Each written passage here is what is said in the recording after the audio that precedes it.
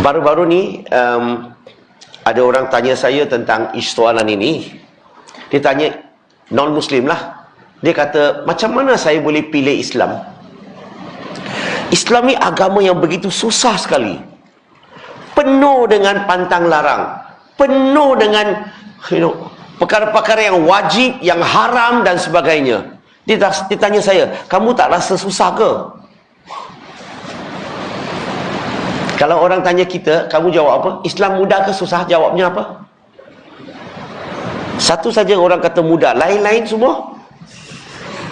Sekarang saya ulang sekali, saya tanya sekali lagi. Kalau tak jawab maksudnya susah. Kita test sekali lagi. Islam mudah ke susah? Oh, itu macam. Inilah cara paksa orang jawab. Saya sampai sekarang, masa mula-mula saya masuk Islam, saya punya pemikiran pun sama. Saya lihat Islam susah, tapi bila tanya orang Islam, semua kata mudah. Tapi otak saya masih lagi tak boleh faham mudah kat mana. Sama juga dengan orang bukan Islam sekarang. Mereka lihat Islam tu susah. Dan bila tanya orang Islam, Islam mudah ke susah? Mudah. Betul ke mudah? Sebenarnya bila orang tanya kita, Islam mudah ke susah, sepatutnya bukan jawab dulu. Sepatutnya tanya dia balik. You tanya saya ke? Atau tanya agama Islam? Kalau tanya agama Islam, Islam agama paling mudah. Kenapa?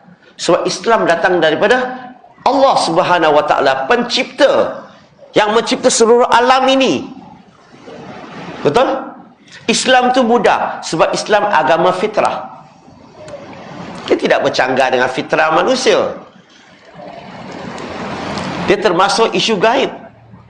Sesuatu yang tak boleh lihat pun kita boleh faham, kita boleh terima. Sebab dia tidak bercanggah dengan fitrah. Islam mudah sebab Islam mengajar kita. Islam bagi panduan bimbingan. Panduan bimbingan keseluruhan. Contohnya apa? Islam menceritakan tentang isu muamalat secara detail. Faham tak isu muamalat? Segala urusan seharian yang kita buat, Islam bagi tak panduan bimbingan? Bagi ke tak bagi? Termasuk kita masuk tandas. Tahu masuk tandas? Bila kita buat perniagaan. Faham ke? Buat perniagaan dalam tandas. Ada yang besar, ada yang kecil. Dalam Islam, apa syaratnya? Bila kita dah masuk, kita buat perniagaan, syaratnya sebelum kita keluar, kita kena basuh bersih dulu. Betul ke tak betul? Islam ajar kita kebersihan. Islam ajar hygiene. Kena basuh, bersih baru keluar. Setuju tak ni? Saya dulu sebelum Islam, zaman jahiliah, kalau pergi buat perniagaan kecil, taklah cuci. Buat perniagaan besar, pakai kertas lap aja. Bila saya fikir balik sekarang, nasib baik saya jumpa Islam. Dia ajar saya, walaupun perkara nampak kecil, tetapi dia ajar tentang kepentingan kebersihan. Perkara kecil. Islam ajar kita adab. Kalau pergi rumah orang, apa kita buat? Masuk terus? Bukan? Islam suruh kita bagi salam dulu. Bagi salam kali pertama orang tak jawab, kita bagi kali kedua. Kali kedua tak jawab, kita bagi salam kali ketiga. Kalau 3 kali bagi salam dia tak jawab, adab kita buat apa? Masuk terus. Tak ada. Kita balik kan? Betul? Balik.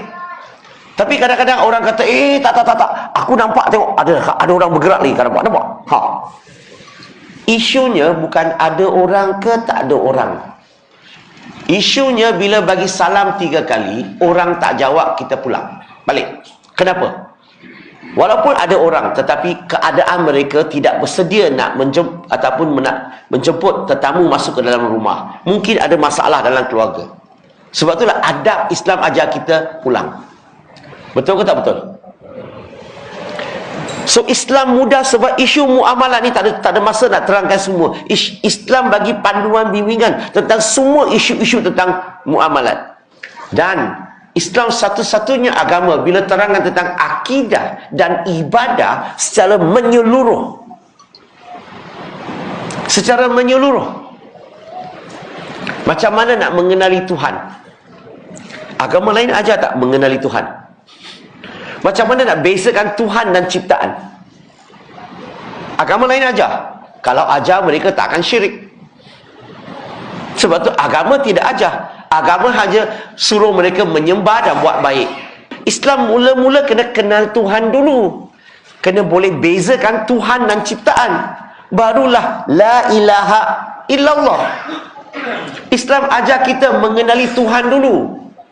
Tunjuk saya mana satu agama bagi ajar kita untuk mengenali Tuhan dulu. Kalau ada, tunjuk saya apa ciri-ciri Tuhan. Minta mereka terangkan apa ciri-ciri ciptaan. Islam ajar kita paling penting tentang agama adalah untuk mengenali Tuhan.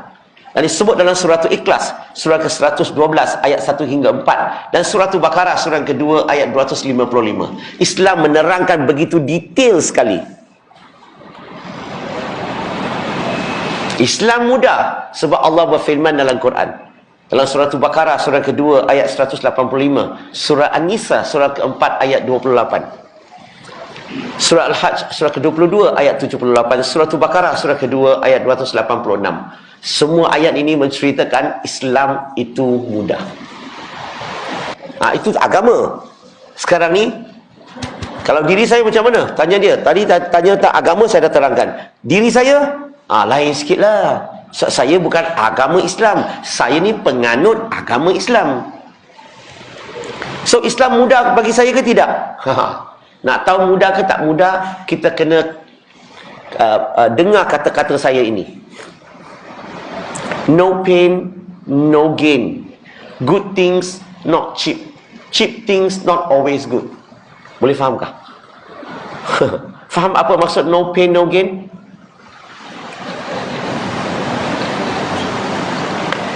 Kalau bagi diri saya, bagi mana-mana penganut Islam, bukan penganut Islam saja, mana-mana satu agama, mana satu penganut dalam apa-apa agama, kalau nak berjaya, dia perlu tak melalui proses susah dulu? Perlu ke tak perlu? Macam inilah saya bagi contoh senang. Kalau saya cakap tentang pembina badan tu, bodybuilder, mula-mula contoh saya nak wakil Malaysia lah, badan saya sekarang macam ni, nak wakil Malaysia, you rasa boleh tak? So nak wakil Malaysia ni, saya kena angkat besi sebulan sekali. You rasa-rasa boleh wakil Malaysia? Tak boleh. Saya kena angkat besi tiap-tiap hari. Satu hari 6 hingga 8 jam. Saya nak tanya, mula-mula 3 bulan saya angkat besi, sakit ke tak sakit otot-otot semua ni? Siapa pernah angkat besi di sini? Mula-mula 3 bulan sakit ke tak sakit? Saya sambung lagi 6 bulan. Saya sakit tapi saya terus angkat besi sampai 6 bulan. Sakit tu meningkat ke mula kurang? Saya sambung lagi sampai setahun. Sakit ke atau lengur je? Poin di sini, memang mula-mula memang sakit. Banyak berlatih, dia boleh kurangkan sakit. Bila sudah berlatih sampai satu tahap dia sebati dengan diri kita, maka pada masa itu saya tak rasa sakit lagi. Saya hanya rasa lengur. Saya nak macam sebagai seorang Islam, kita nak berjaya, apa kita harus buat dulu? Setuju tak solat 5 waktu tak boleh tinggal? Setuju ke tak setuju? Tak boleh yoyo tau. Tahu yoyo tak orang sini? Yoyo. 5 waktu, 3 waktu, 1 waktu, 4 waktu, lain-lain, tiap-tiap hari lain waktu. Boleh? Kalau nak berjaya 5 waktu. Lagi? Nak tambah berjaya kena buat apa? Buat banyak solat sunat ataupun solat nafilah. Setuju? Nak berjaya puasa dalam bulan Ramadan 30 hari kita kena puasa. Betul? Kalau nak tambah berjaya, puasa lagi Isnin, Khamis. Nak berjaya perlu bayar zakat tak? Nak berjaya, ada kemampuan, perlu tak menunaikan haji? Nak berjaya, perlu tak jadi suami atau isteri yang bertanggungjawab dalam rumah? Nak berjaya, perlu tak kita baik dengan jiran, baik dengan kawan-kawan sekerja? Nak berjaya, perlu tak kita berdakwah, menyampaikan risalah Islam kepada mereka? Nak berjaya, nak ni persoalan saya, nak buat semua ini banyak-banyak tiap hari, senang ke susah? Tadi kata senang, sekarang susah. Cakap betul-betul. Memang susah mula-mula, tetapi banyak berlatih, dia boleh jadi mudah bagi kita. Tapi bila sudah berlatih sampai satu tahap, dia sebati dengan diri kita, maka pada masa itu Islam tu mudah bagi saya. Bila ulama tu kata Islam tu mudah, maksudnya untuk dia, bukan untuk you. Mungkin ada di kalangan kita, mungkin masih lagi kita struggle cakap Melayu apa? Masih lagi susah nak dah solat 5 waktu. Ada ke tak ada? Mungkin ada. Betul tak? Sebab itulah kita kena banyak berlatih. Macam mana kita boleh berlatih dengan elok? Macam mana kita boleh pastikan solat kita bagus? Bila ilmu kita meningkat, iman kita meningkat, amal akan meningkat.